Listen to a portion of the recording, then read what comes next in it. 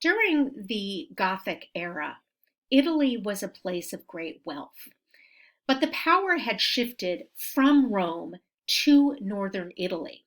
Rome had been plagued by lots of strife, factions, and gang warfare. This is one of the reasons why the Pope moved to Avignon before the Great Schism. But in the north, we have aristocratic families that had accumulated great wealth. And Florence and Siena, in particular, were places that became very wealthy and became cultural centers. I'm showing you here a woodblock color print of Florence in the 14th century. And you can see that it was a great walled city, very concentrated in terms of buildings. It's no wonder that the plague spread throughout the city and hit it very hard.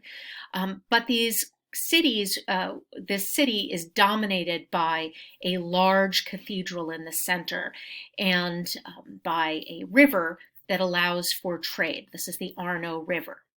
During this period, there was growing individualism, and artists start to emerge as individual artists in the modern sense during this period.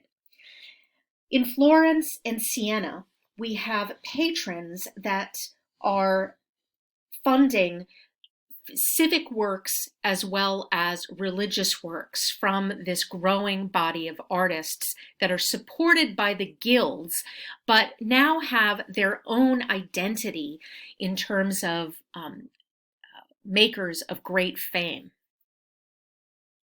This is the time in which artists start to be known by name, and we have these great artists that will follow that are known by one name, like Donatello or Giotto, and later Raphael and Leonardo and Michelangelo. These become people of notoriety throughout Italy, and especially in Florence, which is, as I said, becoming a great cultural center. Painting in Italy during the 1300s is still dominated by an Italo-Byzantine style. And this is really centered on a school of painting that is regional. So we have a Siena school of painting or a Florence school of painting. And by school, I don't mean a place to be educated, but rather a style that unites different artists. And here is an example of the Italo-Byzantine style, which is essentially a mix of the Byzantine style, which was much more dominant in Italy than it was in France because of its geographic location to the east, but also the fact that Venice is a port and a crossroads for a lot of cultural interchange. But you can see that the Italo-Byzantine style also mixes with local traditions to become something that is particular. I'm showing you here a Madonna enthroned with angels icon by Cimabue. And we'll note that Cimabue will become the dominant artist at this time. And we can see some of the characteristics of the Byzantine style, which is elongated figures, exaggerated iconic gestures, and we see here the Madonna is pointing at or gesturing towards the Christ child, which is a very common gesture in icon painting. Similarly, the Christ child is giving a gesture of benediction in this icon. We also see stylized features. They are very linear and not meant to be naturalistic. And there is the use of gold for drapery and folds and for the background. And we can certainly see this with a Byzantine example. We see that elongated figures, we see stylized features, and we see the use of gold. However, with Cimabue, there is much more of a emphasis on the emotional, the connection. There is an intimacy to the figures. We see them close up and personal, and there is a kind of movement and gesture that is emphasized. Cimabue also creates massive altarpieces at this time.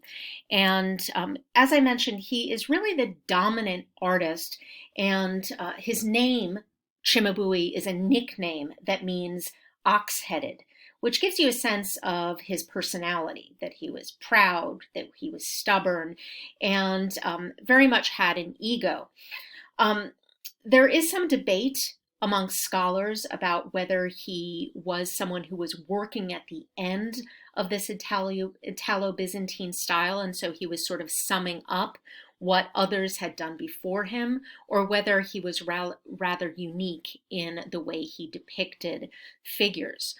That being said, he is also best known for being the teacher of Giotto, who ushers in the beginnings of the Renaissance. So we are looking kind of at a crossroads, a transition from the Byzantine into what will be known as the Renaissance. You'll notice here that the size is huge. It is almost 13 feet tall, and it's 7 feet wide. So this is not a small icon that is meant for intimate devotion, but rather a work that is meant to dominate the apse or altar of a large church. And this was at the time commissioned for Santa Terina in Florence, although now it is housed at the Uffizi Gallery in Florence. The Madonna here is holding the Christ child, and again has a kind of iconic gesture pointing towards the child, and he also has a gesture of benediction.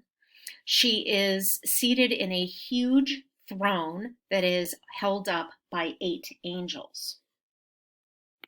The throne itself is architectural and really dominates the space of the altarpiece.